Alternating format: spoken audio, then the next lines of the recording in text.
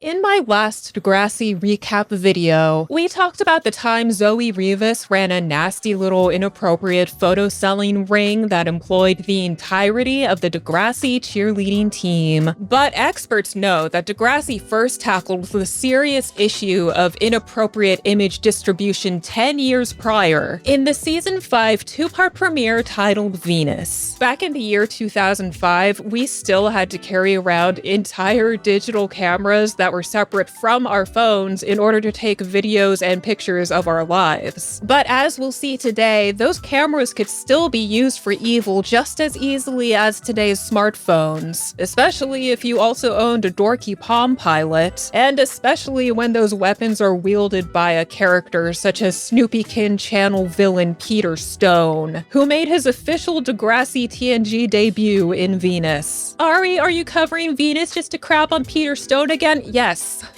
Yes. So, what are you gonna do about it? Chase me? But also, I haven't watched Venus in a really long time, and we know Venus was impactful. Like many other Manny Santos storylines, this one is still getting actively discussed in fandom spaces today. These episodes are famous for a reason, so let's revisit them together. Right now, Venus Part 1 opens on a last day at the pool before the first day of Manny Santos and Emma Nelson's junior year. And lucky us, we got our first Peter Stone sighting already. Yay! He's seen taking undoubtedly artistic and non-objectifying videos of these bikini girls over here. Manny and Emma watch this go down from their lounge chairs. We learned that Manny's currently bummed because she's still waiting on some agent to get back to her on some audition or query or something. Meanwhile, Emma's also bummed, but it's because she just wants that new hot guy Peter to notice her. I mean, they've been coming to this pool for weeks to try to get him to notice her, and he still hasn't noticed her. This is so upsetting to Emma that she calls the girl that Peter's talking to instead of her a turquoise tankini tramp. He's talking to that turquoise tankini tramp. Which is such a peak Emma Nelson branded insult. Manny insists that Emma shouldn't be so self-conscious because, like, you know, she's so skinny and pretty, like, what does she even have to worry about? Then Peter looks at Manny, which alarms Emma because Peter's the first guy that she's been into since Hurricane Sean blew through her emotional trailer park. Her words. That is the first guy I've liked since Hurricane Sean blew through my emotional trailer park. But Manny downplays it like, look, Emma, I don't even care about Peter. You can have all of him. And actually, my only goal this year is to become an actress. Then Manny drops the famous whatever it takes line. I'm doing it. Whatever it takes. Somehow she just gets to do that in most of her storylines. Next time we see our girls, it's the first day at school. Emma and Manny are walking through the hallway when they spot Peter and Emma freaks out. And since Manny's been listening to Emma lose her mind over this boy all summer already, she just snaps and she shoves Emma clear across the hallway to force her to talk to Peter. Seriously, she sends Emma flying all the way over there. Hi. Welcome to Emma, I'm Degrassi. Manny comes to the rescue and introduces herself as well. And Peter recognizes Manny from the Kevin Smith film she was just in, reminding us that we've still yet to see a single good thing come out of that plot line. Then Peter's like, I'm an aspiring director. You got an agent? And Manny's like, no, I'm still trying to hear back from this one lady named Bernice. She's like the best in the city. Peter tells Manny that if that's her approach, she's just gonna sit around waiting forever. And what she should do is march right into Bernice's office looking like $1,000,000 and demand to see her right then and there. My dad always says, if you want something in life, don't ask, just take. Oh, so that explains it. After that, Manny decides to run home during lunch period. She runs into her mom and says she's there to pick up her credit card. And mom's like, you sure you wouldn't want an omelet instead? But Manny insists that she needs that credit card so that she can spend some of the money she earned from the Kevin Smith movie. But mom says that she and dad are concerned about Manny sometimes because of the boys she sees and the stuff she wears and her grades and so on. What, do you think I'm retarded?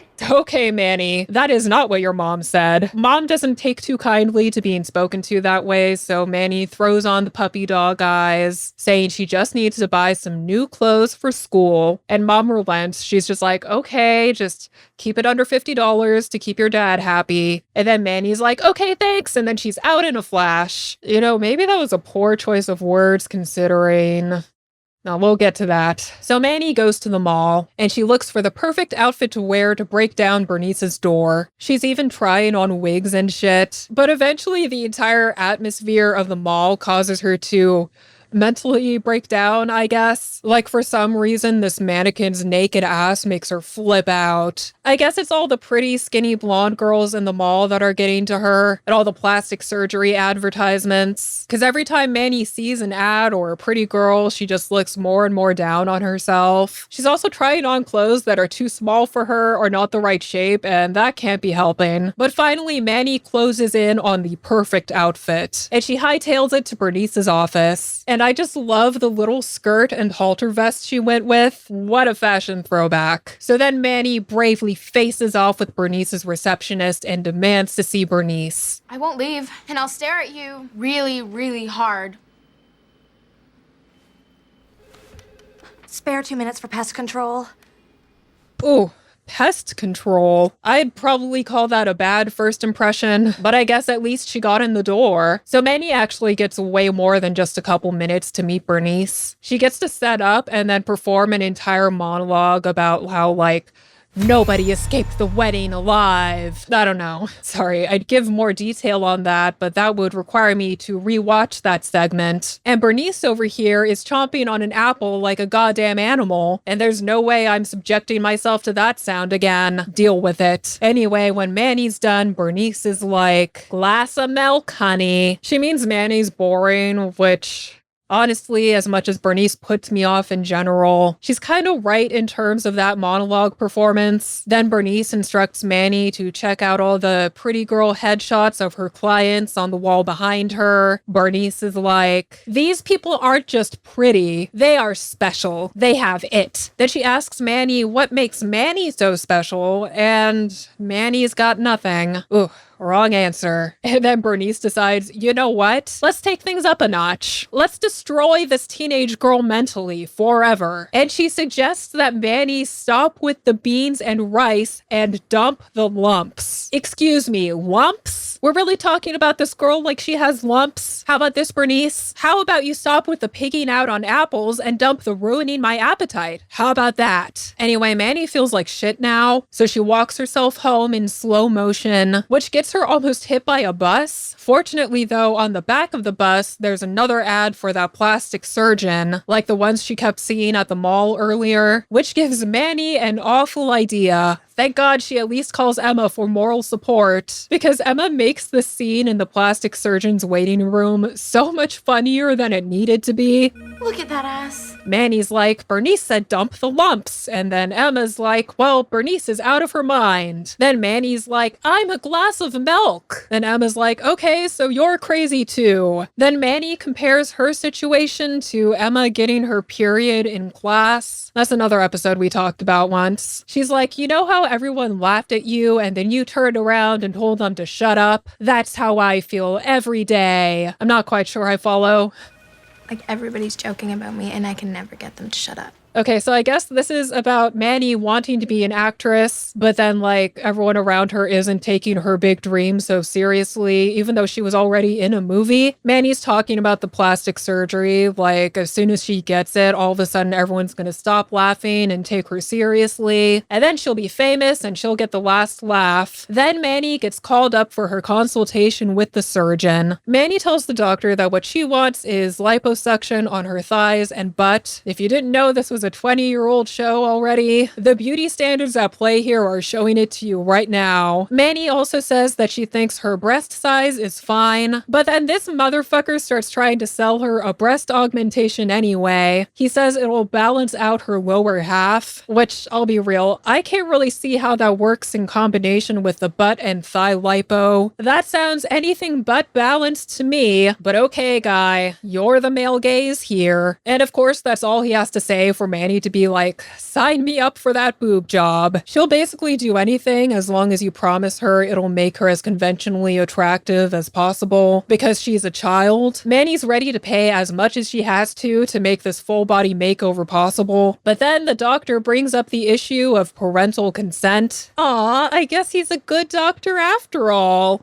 My mistake. Of course, Manny lies and says she has all the parental permission the world can dream of. And then she goes ahead and books that appointment and drops that big old deposit on the table. The next day at school, Peter and Manny are in the library checking out books for their history project or something. And Peter tells Manny that he has like a great idea for a movie about a girl like you. He's like, come on, you get a great movie under your belt. Your agent will love that. Can we rewind for a second and go over whatever made that idea a great movie? Because I definitely missed it. Or did we just not get to that part? Peter, all you said was that it was about a girl like Manny, and that was it. Peter, your pitch fucking sucks. Manny admits that the meeting with the agent didn't go as well as she hoped. Then Peter invites Manny to a party that night, but she declines, suggesting he invite Emma instead. But Peter goes ahead and writes the address on Manny's hand anyway, just in case. After school, Manny goes home to find her parents waiting for her,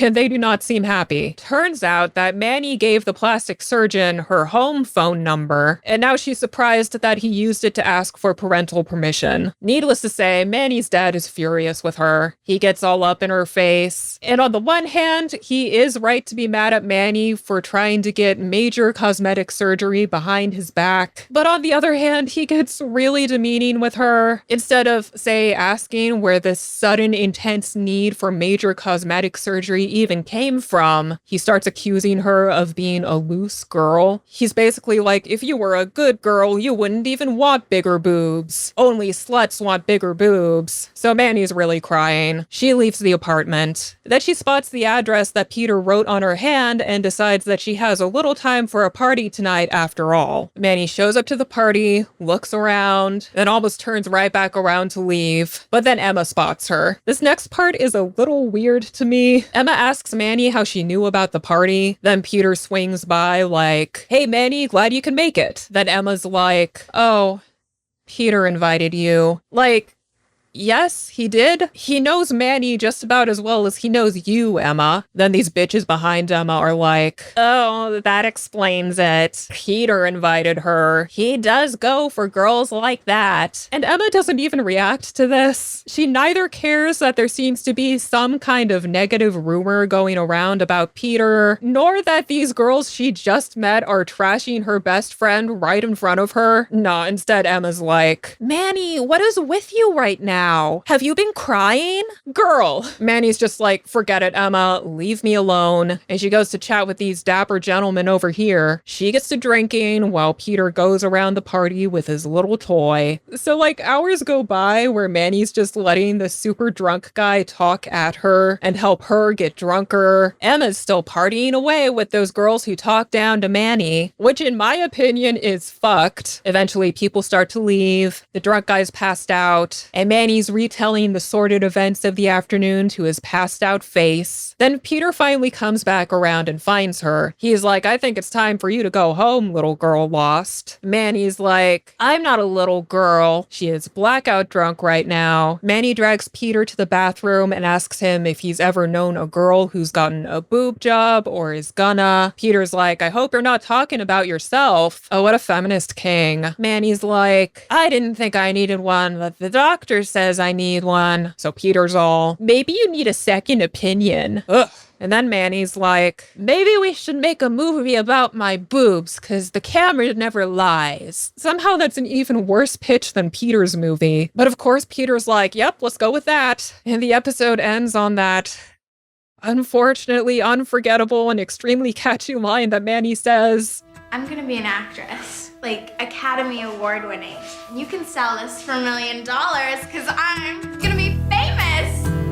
Then Manny flashes her breasts at Peter's camera. He gets it all on video. God damn it. The second part of Venus starts maybe an hour later that same night. Emma's snoozing away in her basement bedroom after leaving Manny alone to the wolves at the party. You know, like a best friend. Until she hears someone trying to break into her house through the little basement window. Just kidding, it's only Manny. She's still really drunk and she definitely can't face mom and dad in that condition. Oh, you look like a pretzel. My insides are kind of pretzel-y too, let me tell you. And Emma decides that now's a good time to confront Manny about something that one of her new little friends told her. That being that Manny was seen going to the bathroom with Peter alone at like 2 a.m. And that's so bad because Manny knows that Emma likes him. And Manny says, hey, if Peter's hands off, then he's hands off. You got nothing to worry about. That's good enough for Emma for now, and they fall on the floor. The next morning, Manny wakes up with the hangover from hell. Mr. Simpson cooks up some breakfast for the girls, like the good trusted adult he is. Then he lets Manny know that her mom called looking for her, and she knows that Manny stayed at the Simpsons last night. And Manny replies that she hates her parents. So, cue the theme song. That day at school, Manny finds Peter in the hallway and she's like, tell me you're as hungover as I am. To which Peter reveals that he was completely sober last night. Manny says that she doesn't remember what all went down. And Peter's like, well, I remember everything. Especially when you show me your... you know. And Manny's like, wait, if you were sober, why didn't you stop me from doing that? And Peter's like, well, you said let's make a movie. Like, what? Am I supposed to say no to that or whatever? So Peter's dark side is all the way out now. He explicitly says that he's taunting Manny with this video just to get her to go out with him. As if this is gonna make her have feelings for him. Now Manny's in trouble because she's obviously not going for Peter. She just swore to Emma that she wouldn't. And even if she hadn't, she was never interested in Peter in the first place. So she spells it out for Peter that last night was a one-time thing. He can't expect more from her, and it needs to stay between the two of them for multiple obvious reasons. For now, Peter seems to agree, but do we trust him? I don't. Don't think Manny does either. Later, Emma and Manny are in class. Emma has an entire new panic attack about Peter because Manny just confessed that she told Peter that Emma was into him. To try to calm Emma down, Manny tells Emma that she thinks Peter's kind of into Emma too, and that instantly works. Now that we've stroked Emma's ego, it's all good again. But then Miss Hatzilakos enters the room and she says that Manny's mom is there to see her. So Manny and mom meet. Mom tells Manny that unless she obeys dad and quits acting forever, dad's gonna he's gonna be really mad. Like, mom doesn't say that Manny will get banned from the house per se, but dad's gonna be really, really mad at her. And Manny's like, I won't do that. So mom's like, then you can just stay at Emma's. Emma's literally over there like, that's okay, no problem. And mom says that Manny can't come home until she's ready. Yeesh. Let's hope today doesn't get any worse. We catch up with Manny later. She's sneaking around the hallway while gym class is in session. Peter's gym class, to be specific. She peeks in on the class for a second, then she slips into the boys' locker room and starts going through Peter's bag, looking for the camera. Unfortunately, Peter happens to enter the locker room mere seconds later, so he catches her instantly. Also, he just whips his camera out of his ass anyway. What was he even doing with that? He starts recording her like, so, when are we going out? Ugh. Now Manny's getting mad. She's like, I am never going out with you. In fact, I think you're a freak. Peter doesn't like that. So he says, my price just went up. You buy me a fancy new camera and then I'll get rid of the video. He knows Manny's desperate and he's gonna take advantage of that as much as he can. Now Manny doesn't have that kind of money, so she hustles back to the plastic surgeon's office the second school's out. She begs the doctor for her deposit back and he says that they already refunded her credit card, but what she needs right now is obviously cash so she can buy Peter that stupid new camera. And Manny tries to put up a fight for that cash, but then the doctor threatens to call security, so she has to leave without the money. That night, Manny spends her first night over at Emma's place. She gets in bed with Emma and tries to gently prepare Emma for whatever might go down tomorrow. She's like, whatever happens tomorrow, just remember that I love you and I'll always be here for you. going to school tomorrow, or are we shipping off to Iraq? Go to sleep.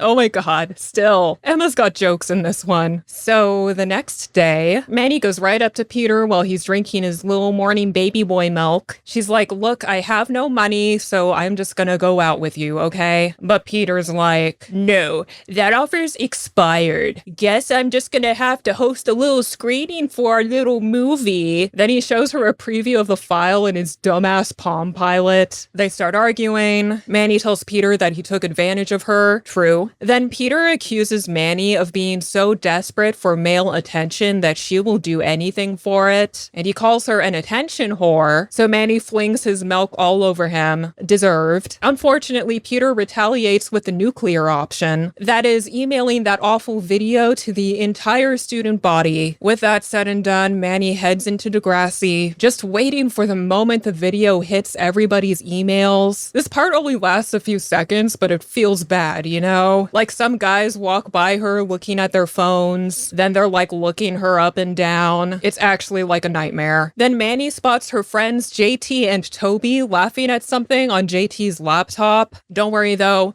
JT and Toby would never. It's just some viral video of a monkey smelling its own ass. But unfortunately, over in Jimmy and Craig's media class, the video has hit Jimmy Brooks's email address, and he makes Craig watch it with him. And you can hear the video just going off all over the room as all the boys receive the video at the same time.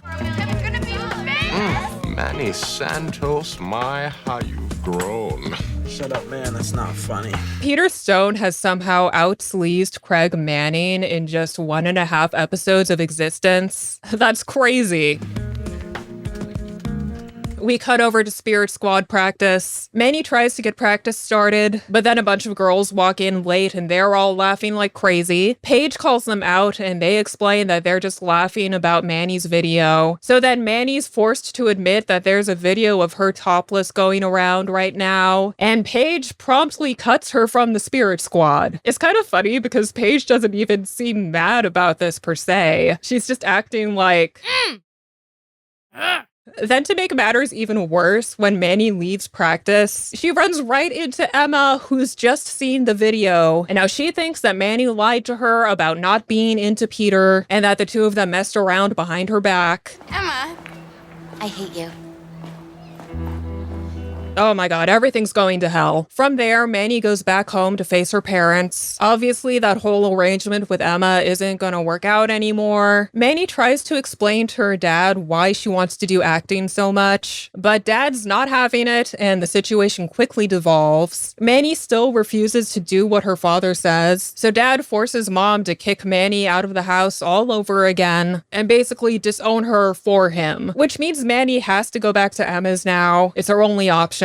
She gives Emma back some clothes she borrowed and pleads with her to hear out her side of the story. Manny, it's hard to watch you sometimes. You have everything going for you, and you just keep screwing it up pretty spectacularly. Manny says that she'd be so much better off if she was just more like Emma, as in skinny and blonde and so forth, but Emma shoots her down on that one. The two of them reconcile mainly off camera, I think, and then the next day they go to school together. The second they reach campus, guys all over the place are whistling at Manny. The girls are jeering at her and calling her terrible names, all that gross shit. Manny almost gives up on the day instantly, but Emma stops her from leaving. She's like, Manny, no, we can't put this off forever. This is happening. She takes Manny's hand and they walk into Degrassi together, united against the mob. Peter comes up to them like, look, I just sent the video to a few friends and it got out of control. It's not like I sent it to the whole world. Shut up, Peter. We know you still think she deserved it, okay? You don't fool us. But right then, a plot twist in the form of Miss Hatsalakos comes storming up to them.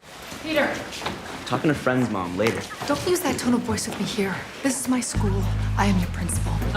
Peter's mom is currently running Degrassi Community School, and her baby boy Peter just broke the Degrassi Code of Conduct in some very serious ways. So now he's got to go to her office for a lecture. How could you do something so heartless? When the girls reach their lockers, Emma opens up a discussion on ground rules. She insists that the two of them need to stop lying and hiding things from each other going forward if they're gonna weather the storm together, and Manny's on board with that. So you ready to face your first class? Not even remotely. But they go to class together anyway, standing together, not about to let this year or some stupid blonde boy tear them down. That is until a few episodes later when Emma and Peter start dating. Yes, I'm serious.